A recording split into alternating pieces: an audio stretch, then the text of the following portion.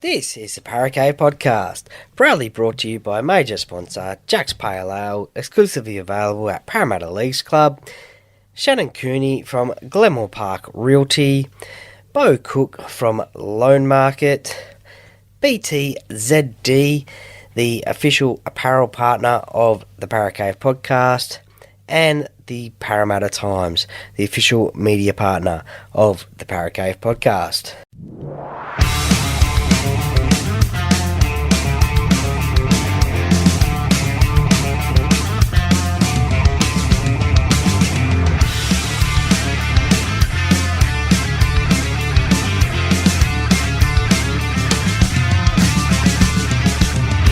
Welcome to another episode of the Paracave Podcast. And now over to your host, Troy Warner, broadcasting live from the world-famous Paracave. And yes, hello and welcome back to another episode of the Paracave Podcast. Troy Warner here, and this is the replay chat of the talk that I have with the Duckman on Pulse FM 89.9 FM on a Friday and a Sunday. This is the Friday edition, and in this we talk about the NRL with players off contract for 2024 and where they potentially might end up, and with another one as well with Jerome Luai as well at the Panthers. Where will he end up? The Duckman and I have different opinions on that one, so check that one out. We also talk about the Pacific Championships as well that are on this weekend, a bit of international rugby league, which is great to see rugby league on at this time of year, and great to see the international game being played as well. And we also talk about Michael Maguire being appointed the new New South Wales coach for 2024. So we have our thoughts about that and our opinions. So hope you enjoy this episode and the replay chat. As I said, you can catch me on Pulse FM 89.9 FM on a Friday and a Sunday. But this is a replay chat, and it's over to you, Duckman. All right, welcome back to the Weekend Sports Wrap. The Duckman and Troy Warner. So that was a close save, I can tell you. I wasn't paying 100% attention. We nearly dropped into another song there and nearly went all south for us, Troy. How are you going today? Oh, going fantastic, Duckman. Looking forward to a great weekend of sport upon us with a few different ones and a little bit of rugby league as well. Yeah, there you go. So it is going to be good. There's heaps of sport on. Got Everest on this weekend. I just gave everybody dodgy tips. Everything I said.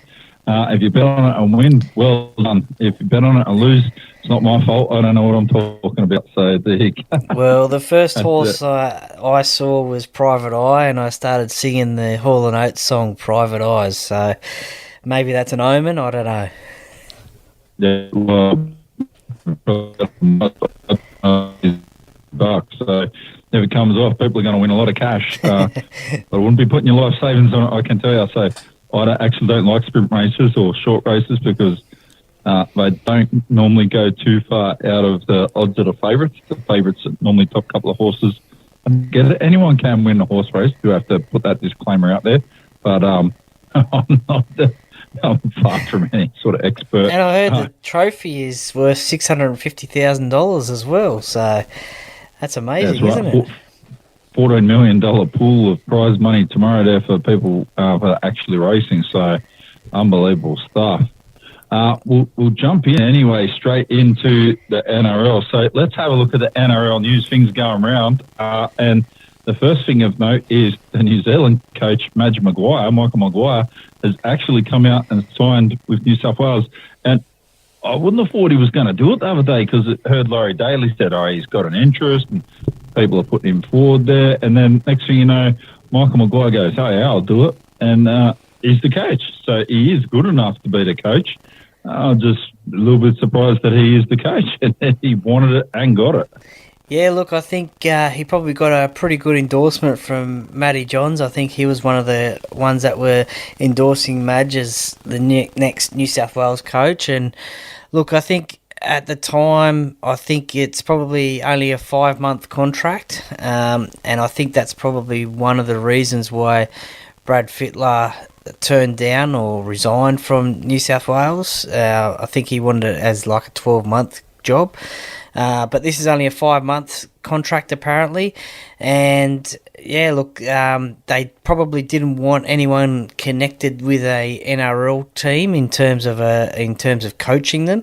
I know Madge Maguire is only a assistant coach at Canberra, so there's still talk about whether he'll continue there as well as continuing on as New Zealand coach as well. So that'll be quite interesting to see what happens there. I think they've said that they are happy with him being the New South Wales coach as well, so he might be coaching a state team and an international team next year. But I don't think there was any real other sort of candidates out there. People mentioned Jeff Tuvey, John Cartwright as well as a potential replacement. In the early days, it was Ricky Stewart, but he turned it down. He didn't want to be nominated, and I think Laurie Daly was also mentioned as well. So yeah, look, a good appointment. He's won competitions in England and Australia as well with South Sydney, so it'll be interesting to see how he goes in the state arena. Yeah, he won't be the first coach that's coached State of Origin and been involved in a club side and coached another country's national team. So I'm thinking of Wayne Bennett here and Christian Wolf have both done the same, although Christian Wolf didn't coach Origin.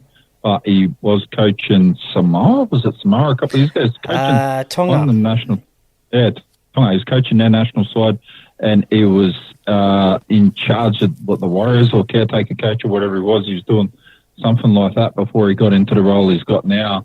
I can't remember what it was off the top of my head, but yeah, he went down that avenue anyway. So I like it. I think it's a pretty good appointment. He's going to have a different view on it, and he's not specifically or implicitly tied in with players. Madge never actually played that level before. Phil Gould has proved that you can coach a higher level than the level you actually played, and so Tim Sheens, because they both played first grade football, but they never actually went on to represent their state or country, and both were outstanding coaches. So I know Billy Slater said he thinks he's a good coach appointment too, so he's looking forward to the new challenges that are going to come up. Yeah, look, it's going to be interesting, the clash between those two as coaches. We've seen Billy come in the last couple of years and nail it by winning the Origin Series, and it just shows you that you don't have to be a full-time coach at a NRL side. And I think, yeah, look, this is going to be a good appointment. I think Michael Maguire seems to have a good rapport with players that he's coached in the past. I know Cameron Murray came out on the news the other day and said that he's looking forward to working with him in the New South Wales camp, having previously been coached by him only for 1 year, I think it was. So he's looking forward to getting back coached by him, and I think maybe a few of the other South players as well wouldn't mind being coached by him as well in the state arena. So look, it's going to be interesting, some of the selections that he makes next year. I mean, obviously we have to wait until the competition starts and see how teams and players are going in terms of selection, so that'll be an interesting one, but it certainly will be interesting as well with the New Zealand players as well, if they're eligible to play for New South Wales, as we've seen in the past, how that goes as well. But I think it's a good selection, and looking forward to it. The only problem is it's like, 7 months away or something like that, so you've got to wait a while to see how it actually unfolds.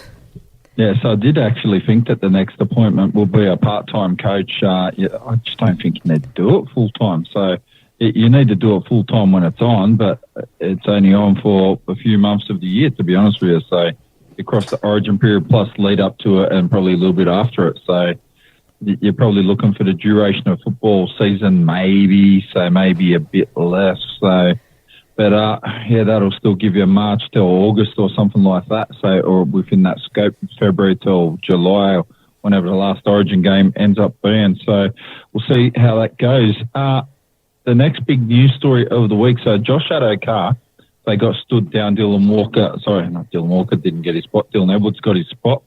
Do you think that was a bit harsh for Josh Addo-Carr? And there was a lot of speculation he was going to walk out on the Bulldogs, but it looks like Phil Good's put that to bed, and Josh Addo-Carr sorted some of these issues out.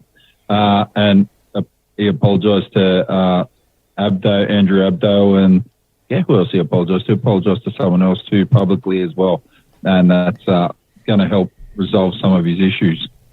Yeah, look, it's always I guess, in my opinion anyway, a difficult one for things that happen off the field and also not within the NRL scope in terms of punishments. I mean, we've seen Valentine Holmes bring the game into disrepute with his photo, and he copped a one-match ban. He's still in that Australian squad. So, and Josh got 2 weeks for his participation apparently in the Kuri knockout, and there was a big brawl that happened up there. So in my opinion anyway, it's a little bit strange, things that don't happen in the NRL in terms of punishments. I mean, to miss out on representing a country is a big thing, and I know Josh really loves playing for Australia, and he's going to miss that opportunity now. And I think probably now it's probably a good time for him to I guess, sort of go back and sort of reset for 2024. And I think he had a meeting with the Bulldogs today about this, and as well as I think there was another issue as well, so about a social media post. So I think that is all sorted, and he will remain a Bulldog in 2024. And there was it's about 3 clubs that were circling just to see, keeping their eye on and seeing what was going to happen in this meeting, whether the Bulldogs were going to release him or whether he wanted a release or whatever. So they were certainly looking and keeping an eye on this situation, but he's now staying at the Bulldogs. And as I said, maybe it might be a time for him now to sort of stay out of the limelight a little bit and concentrate on the off season, and just to have a good break away from footy and get ready for 2024. Yeah, so does everyone know who the 3 clubs were? So the 3 clubs actually were West Tigers. Do you know who they were? It's West Tigers and Georgia Illawarra. Do you know who the third one was? Probably the Sydney Roosters, was it? It was the Roosters. Okay, well, there you go. I mean, they're always involved in getting players at their clubs, so which is a bit strange because they signed Dominic Young for next year as well. They've got him on one wing, and they've still got Daniel Tupou as well. So it'll be interesting to see why they would have wanted Josh Addo-Carr, but he's staying a Bulldog, and in 2024 at least anyway. Yeah, there you go. So, and nothing surprised me in rugby league. So I actually think that he might be it'd be a big rebuild, but he would be an extraordinary fit out at West Tigers. So he would actually get his chance to be the fullback out at West Tigers too. I think they need to get what they can get at the moment, and they struggle a little bit there. So while we're throwing around the Pacific Championship and everything like this, and indigenous games and all that, should an indigenous Australian team made up of all indigenous Aboriginal players, should that have a 100% representation in this Pacific Championship to give it a presence? Does it deserve one? Should it have one? Good question. I think, look, we've seen in the past, we've had indigenous only teams play in games against rugby league nations, and we obviously have at the start of the year the Indigenous All-Stars take on the, I think it's Maori All-Stars. So we do see that game being played. But look, it gets thrown up every now and again, especially around World Cups, in terms of whether an Indigenous-only side should be represented and play in a World Cup. So look, I don't think it's a bad idea. I think it'd be a great idea if it could happen. I think if you could have an Indigenous-only side play in, you could play it in the Pacific Championships. You'd have to have another team. I think Tonga is playing over in England in a test series at the moment, so you'd obviously have to have another side play in this competition to even up the numbers. But look, there's a lot of great Indigenous talent in this country playing rugby league, and look, it certainly wouldn't look out of place in terms of having a team in the Pacific Championships, but I think they just want to probably maybe keep it all as one and in an Australian side, a Kangaroo side. So, but I mean, as I said, it'd be great to see, wouldn't it? Yeah, could you imagine who would have been in it back in the day? You'd have Mal Meninga in it, have the likes of Jonathan Thurston in it. Yeah, the list is huge. Ricky Wildford's, all sorts of stuff. Who would be in that side now? So you'd have Josh Addo-Carr, trying to think off the top of my head. Well, you'd have Nico Hines, Latrell Nico Mitchell. Hines straight away. Yeah, it'd be some team with some really good. Probably would have had the Fafitas back in the day before they. Is David Fafita part indigenous? I'm not sure if he is. Well, he's a twin brother of Andrew, so I dare say that he would be. So yeah. He had, I think it was Tongan background as well, so as well as indigenous. So, yeah, it'd be a fair side, that's for sure.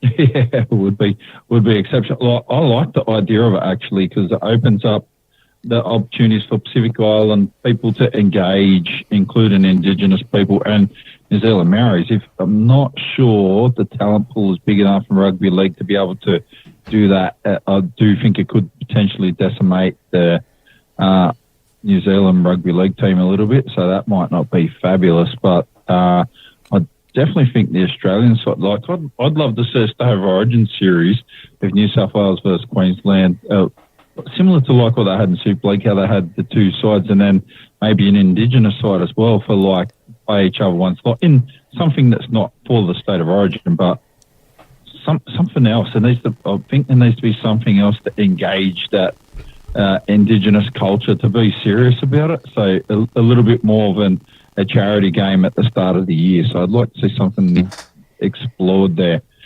But yeah, things will go. We'll see what happens in time. So I'm quite sure we might see this come up one day down the tracks. Didn't think we'd see regular Pacific Championships or anything like that either, which now has been a massive success since Andrew Fafita actually started playing for Tonga, and they beat the Aussies 27-0 a few years ago. I remember when that happened in the World Cup, and it turned everything around, the world of rugby league. It's really been good since that in national game.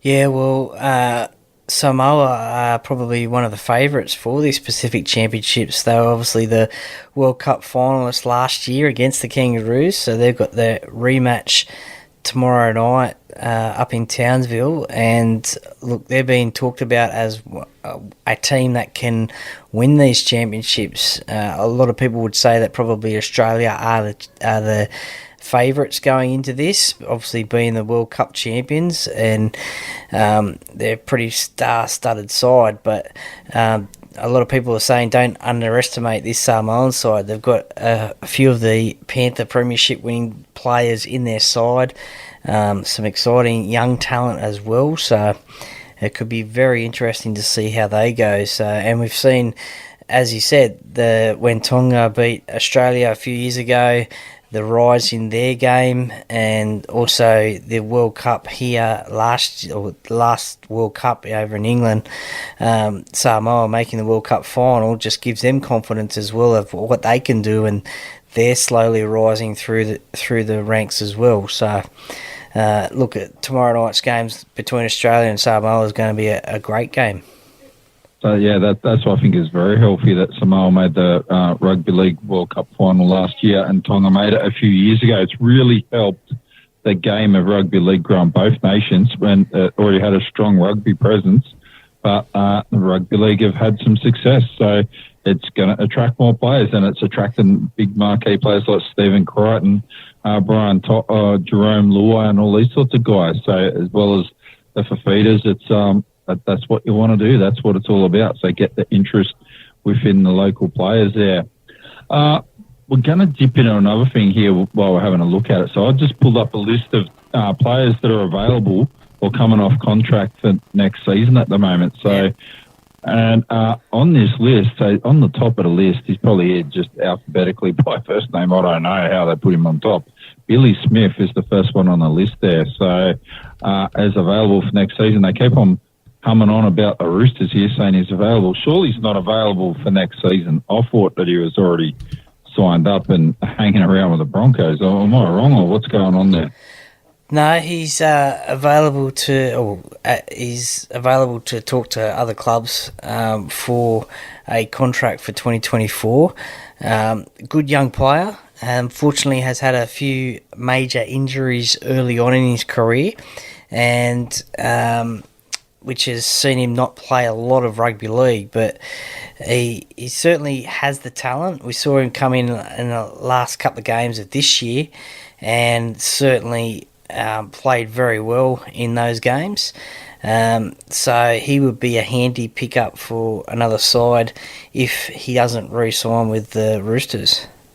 Yeah, I thought Melbourne might have signed him or the Broncos to go with what they've got, but I might be wrong. So I thought the Broncos signed him to replace old mate that's gone to Redcliffe. So Herbie Farnworth, I thought that's what they signed him for, but yeah, I could be wrong. So the next one, interesting player too, very good player as well, Connor Watson. So he's had a good career and did a lot when he was at the Knights. So it's good to see that, hopefully gets picked up. So we've got looking for him at the moment. Well, the Roosters want to keep him apparently, but the Bulldogs, how can the Bulldogs be signing everyone as well? What's going on with that? They're signing like 5,000 people. West Tigers are in the scope too to get him.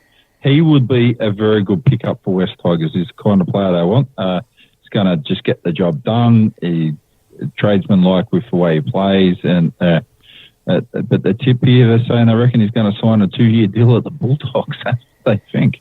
Yeah, look, he's a handy utility player, can play in the halves, can play at hooker as well. Unfortunately, he had a season-ending injury this year. I think it was an Achilles injury, but he has had 2 stints at the Roosters now, one obviously up at Newcastle as well. But look, he would be a handy utility player to have at your club, and maybe a experienced player to have at your club along with at the Tigers or maybe the Bulldogs as well. We keep on saying that. They seem to be the clubs that are always the ones that are in the scope of trying to sign players. So either one of those sides or even possibly the Dragons as well. They may need a good utility player as well. So he'd be very, I wouldn't say very cheap, but he'd be cheaper than a lot of the other players that are available and wouldn't take too much money off your salary cap.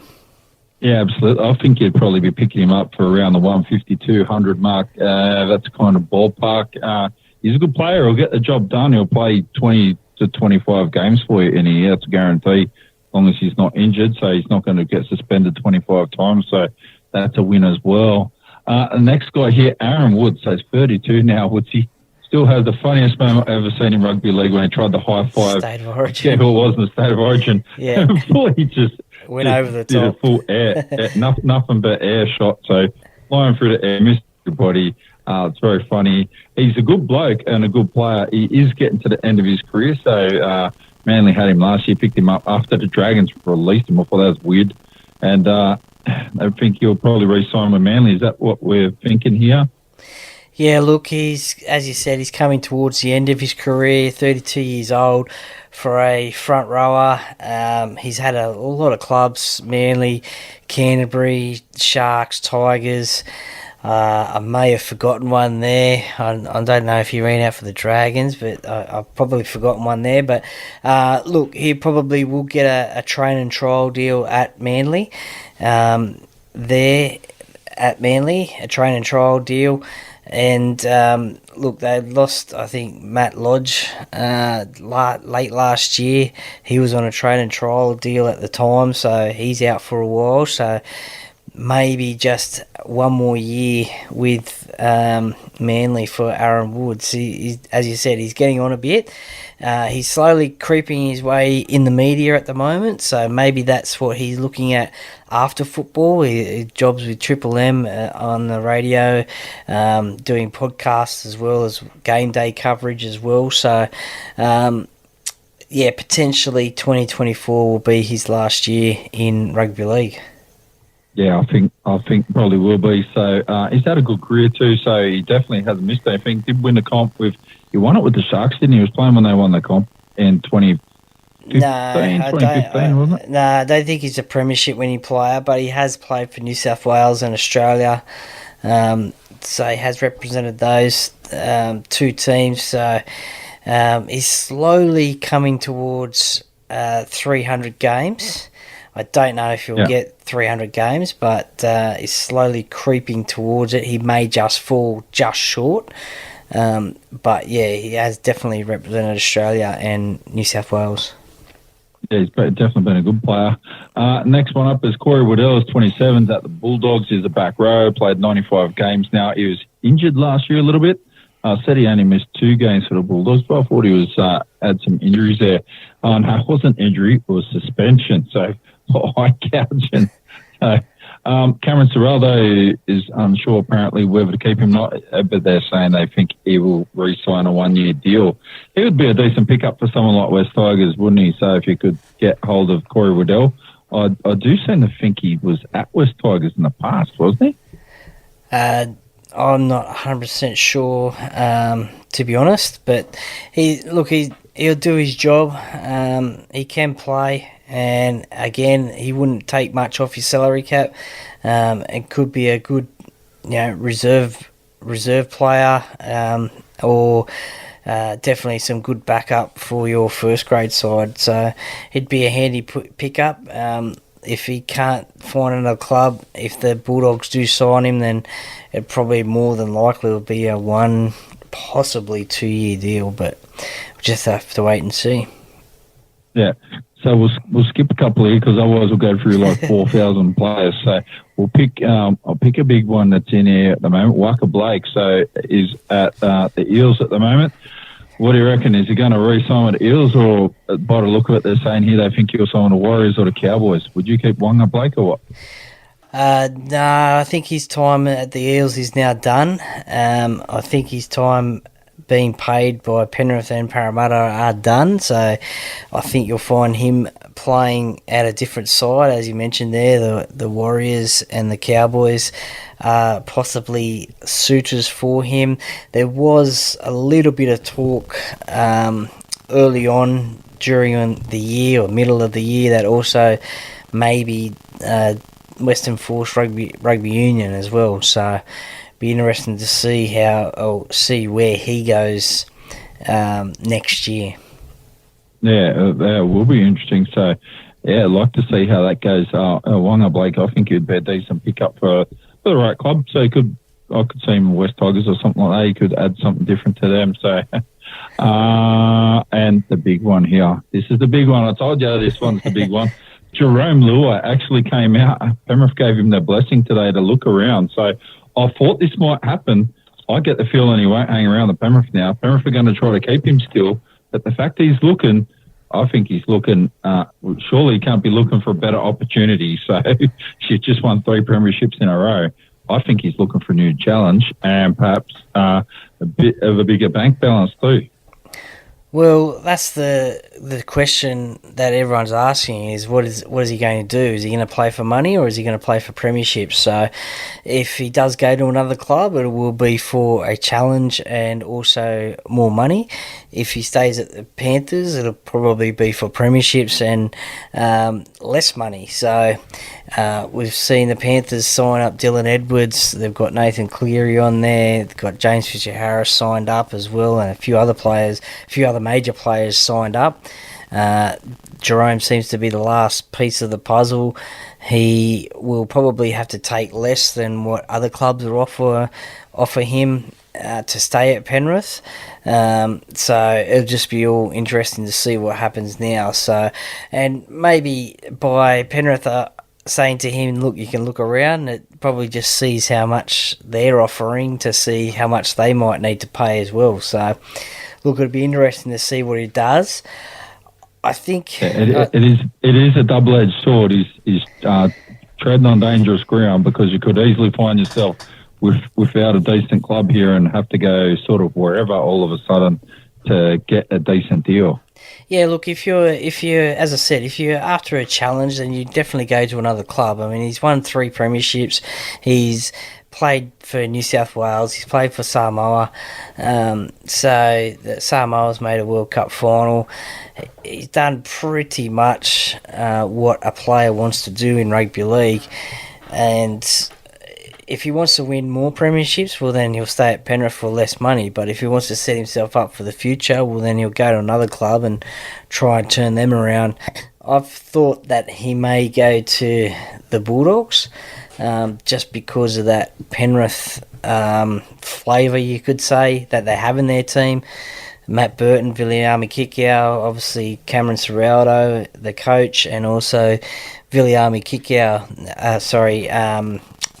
Stephen Crichton going there next year as well. So it'll be interesting to see what happens there. So I think we'll find that out probably in the new year, I reckon, although maybe he might want to get that sorted as soon as possible, because the new rugby league year anyway starts in November during the off season. Yeah, so I actually think he'll move on it faster than that. I did say I thought he might go to the Roosters. I can tell you that looks pretty viable at the moment. The Roosters, I don't know if they got the money. If they did have the money and wanted to make a play, they would be the most viable option outside of Penrith to look at, because they've just got the pieces in the right places to be able to make it all happen. So if he wants to play for premierships, outside of that, Bulldogs look pretty good. If he really wants a challenge, if that's what he's looking for, I think he needs to go to someone like West Tigers, and try to be a bit of a legacy player, help him do a rebuild. That would be something extraordinary, like what Chris Mortimer and Peter Kelly did when they went to Penrith from leaving Canterbury after winning premierships and all that sort of stuff. They basically gave up the end of their career, so they were coming to the end of their career, and helped make Penrith what they became in the late 80s and 90s, and it was on the back of them guys going there. But West Tigers, I don't know. Like, I haven't heard Benji Marshall come out and say, we're going to sign Jerome Luai, and not only that, we're going to have an aggressive campaign and sign 3 or 4 or 5 players. They haven't done that. They're very quiet. So that's what makes me think maybe West Tigers won't do anything about this, because realistically, they've got the money, but what are you going to attract him with? So other than a big challenge, you haven't got other. It doesn't look like you're doing a rebuild on your club when you're not bringing in extra quality players. If they picked up some of these other guys that are floating around at the moment, maybe you have a whole different argument. So could only just imagine what will be going through his mind and what's going to happen. Well, you're thinking Tigers, I'm thinking Bulldogs, so he'll probably stay at Penrith now, but just have to wait and see what happens there. Yeah, it just shows how good we're going, or we're not going. Well, let's see how it all goes. All right, so what do you got on this weekend, Troy? Might catch the Everest, watch that somewhere over the weekend tomorrow, and I'll definitely be watching the rugby league games being played. Might even see if I can find myself a venue and watch the Tim Zoo fight on Sunday, which will be probably pretty interesting indeed. So not a lot of just also continuing on with the Michael Gordon podcast that I've got out at the moment.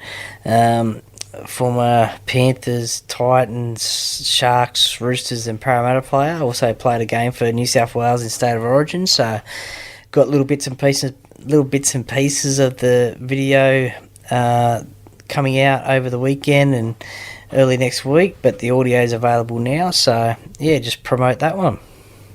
Yeah, I look forward to that. Michael Gordon was one of my favourite players at Penrith. I was very disappointed when he left in the end, so. But you got to do what you can do for your career. So, and yeah, good luck. I'll look forward to listening to that. So that should be good. Yeah, no, he had a great career at Penrith, or a good career overall. Had a 81% goal kicking record, which is nothing to sneeze at during a career. Certainly right up there, and had a few clubs, but. Had a few injuries as well, had a tough time with injuries late in his career at Penrith, and also came over that, and also had a bit of private life after footy dramas as well, which he got through as well. But great bloke, Michael Gordon.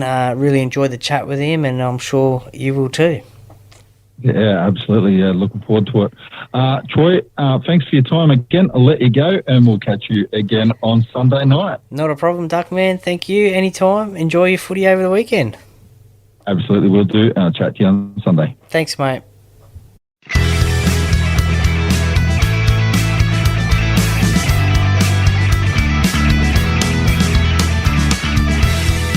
Thank you for listening to another episode of the Paracave Podcast. See you next time.